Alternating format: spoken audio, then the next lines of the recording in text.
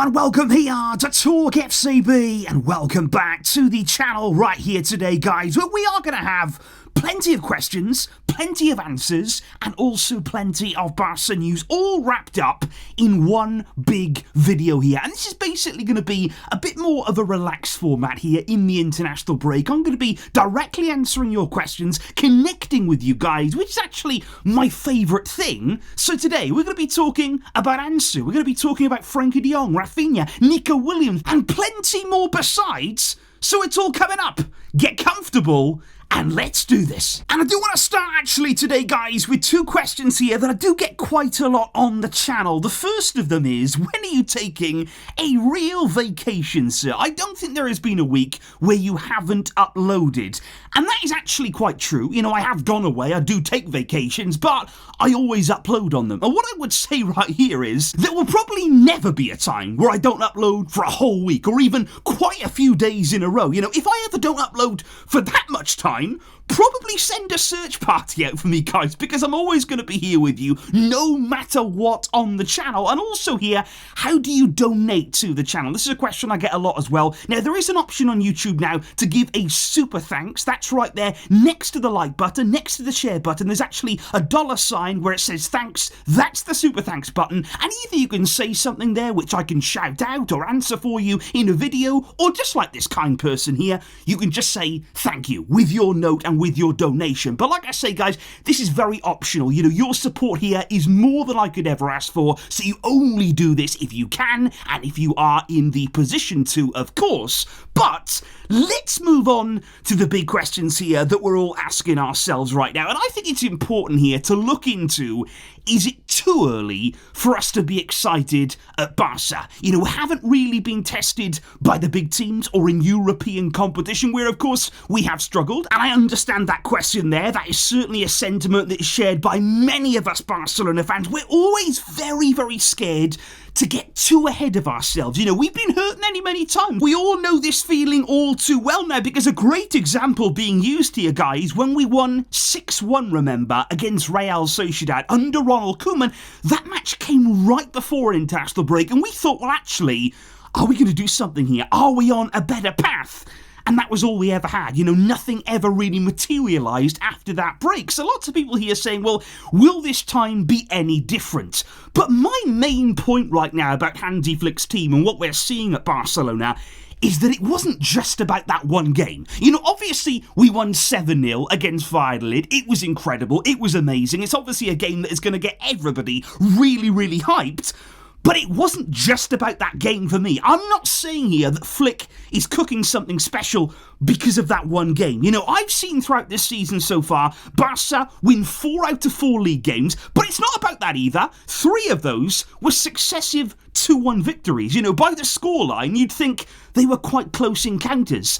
But that's the thing, they weren't. You know, we had a feeling here that early on in the season, we were building something. You know, there was a team in there that even when we were only winning 2-1, there was lots more chances being created. There was lots more energy about this team. The pressing was totally different from what we've seen before. And that's what I would say here. This team, and we saw it in pre-season, they look different to what we have seen before. The team is working as one. We're not being bailed out here by individual magic. It's not just one player here who's scoring all the goals, one player here who's rescuing the points of Barca. We are seeing, as a collective, a different type of approach. We're seeing a different style, and we are already seeing the changes that Flick is enforcing here from minute 1 right the way to the final minutes of games. And that again is something that we haven't seen in recent years, being able to maintain a level for the whole game and bring that effort to every single minute. And there are plenty of people here who do comment on my videos, and I see them often, who say, look, I don't know if you watch ESPN FC, but they're often quite critical of Barca, and they're already saying, you know, it's too early to celebrate our wins. Barca are doing nothing special here. And a lot of people are saying, well, do ESPN FC have a point? And what I would say is, guys, and I've said this before, whether it's ESPN FC, whether it's somebody else, never let anyone else decide when you're allowed to be happy about something, when you're allowed to celebrate and be excited about something. If you watch that 7-0 win and the games that we've seen so far under Flick, and you feel excited, you go ahead and do that. Nobody, not ESPN FC, not anybody can tell you not to enjoy that moment. We have waited for this, we have wanted this, and we are allowed to celebrate the success. And I mean, I'll just say right now, I personally get excited when ESPN FC don't inflict their opinions on us. But hey, that's just me. But indeed, guys, if we move on now to talk about a man that I really want to talk about, and I'm really excited about here, it's Ansu Fati. Because the latest news right now is that the plan is to include him in the squad list against Girona for our first game back after the international break next Sunday. We've seen him return to training, we've seen very positive signs, and barring any setbacks to come next week, he should be ready to go. We are ready to unleash Ansu Fati in a Hansi Flick team. And lots of people are wondering here, what is the best position for Ansu Fati to recover his form, especially with the way the team is performing right now? How can you help him do that? And lots of people saying, well, can Ansu play in behind Robert Lewandowski? Can he play in a more central position there at Barça? And what I would say right now about these Hansi Flick positions and lineups, you know, the attacking positions at the club, they are so fluid right now. You know, you can put a player out there and they're in several different positions during a game. You know, you could start Ansu out from the left-hand side. He could have license there to cut inside and take up spaces, and actually they're operating much different kinds of areas. He could play directly in behind Lewandowski. You'd want to get that support to Lewandowski there, and the two of them could link up nicely. I could see that happening. And also don't forget, guys, that Hansi Flick, I think, at some point during this season, is planning on playing Ansu as an out-and-out number 9 to replace Lewandowski, to give him their moments of rest in the season. Ansu can play as a 9, and I think he would certainly function well in this Hansi Flick system, because in my opinion, guys, when you're looking at Flick's team and the way that he operates, I think it's going to suit Ansu. I really do. And I also think Flick really trusts in Ansu. He seems to genuinely there want to put an arm around him to actually support him. He's had a really difficult time, of course, over the past few years, Ansu. He needs somebody there to help him get back to where he belongs. And even when Ansu got injured, Flick was straight there, saying to him, look, you know, it's a setback, it's not ideal, I'm really sad for you, but the plan doesn't change. I count on you. You're going to be in my team, and we are going to make this happen. And I think what you want with Ansu Fati, what you want is for him to be arriving into the box. You know, you don't want him static, you don't want him not moving around, having to play at times with his back to goal. You want him arriving into space, because when he first exploded onto the scene at Barca, you remember the way that he was playing. It was explosive. He was getting snapshots away inside of the box there. He never had to think for too long. He was never on the ball for big amounts of time. He was never dribbling around 4 or 5 opponents. He was touching the ball very few times in a game, but when he did, oh, you knew about it. You knew that Ansu could have an impact at any moment in the game. And that's what you want to give him there. Those opportunities to be effective, to be influential in the final third. And I think here, let's just set him small targets at this stage. Let's not pile pressure on him. Let's say, first of all, of course, stay fit and available. You want to be in this team, train well. You know that Hansi Flick has been impressed by you. So just build up his minutes slowly here at Barca again. And then it's all about confidence there, trying to get him back feeling confident, feeling good in front of goal. Get that first goal. His first goal back in a Barca shirt, that is going to be massive for Ansu Fati, because once that comes, then the sky's the limit then. You can build off that goal. You can really start to feel yourself again. And I would love to see him come back. I would love to see him recapture even some of what he showed before. He was a huge talent. He can be again. And we are not far away from hopefully seeing him right back in this team. However, guys, one player that we must discuss again today, it is indeed Nico Williams, because off the back here of the big news that has come around over the past 24 hours here, that the Nico Barca case it is not closed as of right now. That's according to the media right now. The door apparently remains open in the future, and he is still a player that Barca have on their radar, and they could move again for him in 12 months' time. And I've had lots of questions here on the channel. Do we still need Nico Williams? And would he even bench Raphinha right now? Would he even get in this team right now ahead of Raphinha because of the way that Flick enjoys Raphinha and because of his work rate? And a lot of people saying, is it good that we didn't get him this summer because of Raphinha's form right now? And let me just say, on Raphinha, guys, he is one of the first names on that team sheet right now of anyone in this Barcelona team. It wouldn't even matter at this stage who he was competing with for that position. He's in the team. No question about it. You could not take him out right now because, yeah, Flick already really valued Raphinha's pressing. He really liked the energy that he brought to the team, the way that he does it as well. He's tenacious in his pressing, which also means that's contagious to the rest of that front line. When they see Raphinha working the way that he does, closing down in the way that he does, you've got to match him, because otherwise you're going to look bad. It's going to be very, very clear that you're not applying yourself in the same way. Raphinha makes everybody else better in terms of that pressing, but then you add to that now the goals as well, the assists that he's providing, how effective he has been in front of goal, and you put all of that together with the work rate, with the pressing, you've got an unbelievable player on your hands right now, and he is on fire in this team. And I've got a really excellent super thanks coming in here. Very big thank you for the love and support coming in from North Carolina. It feels as though we've unlocked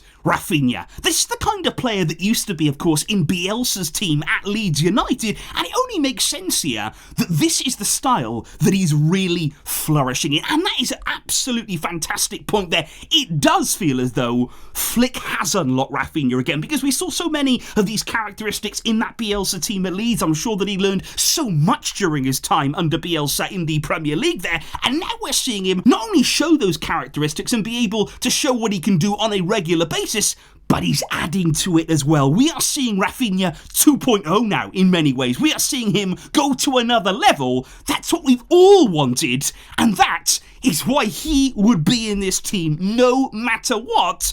But on Nico, guys, of course we do need depth in this team. Of course, any top team in the world who have big aspirations, you need multiple top players for every position in the team. That's the kind of standard that we are searching for. So somebody here saying, well, do you think, though, that Luis Diaz now would be a better option rather than Nico because of what we're seeing from Raphinha? Because of that style, because of the football that we're seeing from Hansi Flick, would Luis Diaz be more suited to this team than Nico would be? But I've got to say, guys, I would still right now be looking, maybe not even just at Nico, but his profile is one that I still like. Because also, don't forget here, it's good to have different kinds of options. You know, we're going to come up against different teams, different systems. You want to have players there that can provide different solutions. You know, players that can work in space, players that can work without space as well. And I think Nico, what you're going to see from him this season, he has to prove himself. Because if Barca here are going to go back in for him, we don't know if they are, but if they are going to go back in for him,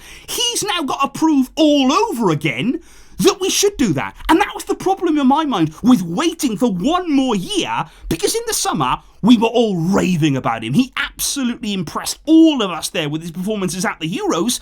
But now that's gone. Football moves incredibly quickly, and now we're going to say, okay, we saw that, but what are you going to do this season? Now we're going to judge you on what you do in the current campaign, and that's why he has to deliver all over again. He has got to prove himself all over again to Barca to justify that interest.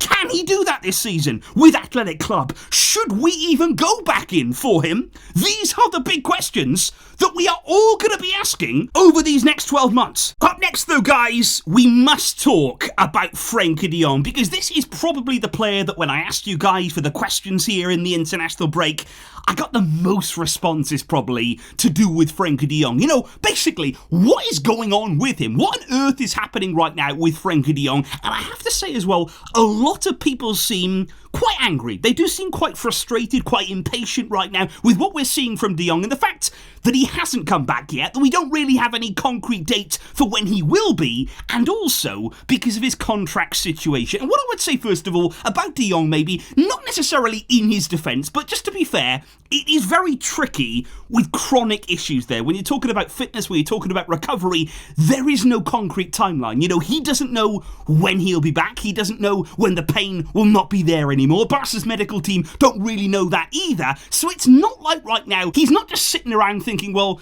I'm not playing and I don't care. I do believe Frenkie wants to play. I do believe that he wants to be out there with the team, especially looking at the way that we're playing under Hansi Flick right now. Of course, he would love to be a part of that, and he's working every day to try to be there. But what I would say right now is I don't think that contract situation helps anything. I think that's where a lot of people's frustration is coming from, because obviously his deal expires in 2026 and there have been no talks, not even for 1 second, about a renewal. And there never have been with Frenkie. He's never really looked into that contract at all. And you think about him right now being our highest earner at the club by some distance. He hasn't played since April. There are no guarantees here on his long-term future. And you combine all of these things right now with this persistent injury issue.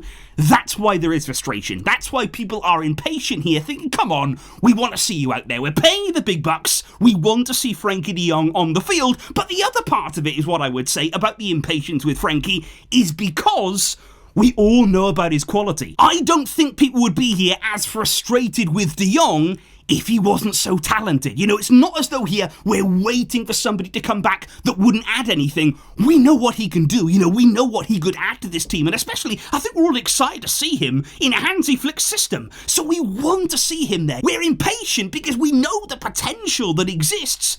But I think after the international break, guys, as we've said before, it's a really important time because we can't wait forever. We cannot sit around thinking, hopefully it improves, hopefully he can play. If after the international break, things are still not sorted, if he's still suffering with pain, I think you've got to talk about surgery then. I think a decision would have to be made there to say, right, we need to take action. We need to be proactive because we can't just let it go on and on and on and on. And before you know it, then you've wasted more time. You've wasted another month, another 2 months when you could have been recovering from surgery. So we've got to make sure here that Barca are on the ball, that they are proactive with this situation, because no matter what here, especially right now in this Flick team, we all want to see Frenkie back on the field. So indeed, guys, those there are some of your questions that I have answered right now, and I'm going to be quickly getting to the rest of them. Do not worry about that. Thank you for all of you here who asked a question and got involved on the channel, and please do let me know as well, do you like this format? Do you like the more relaxed question and answer format? Please do let me know all of your thoughts and feedback down below, and thank you indeed to all of you here tuning in to the video. I really appreciate that support,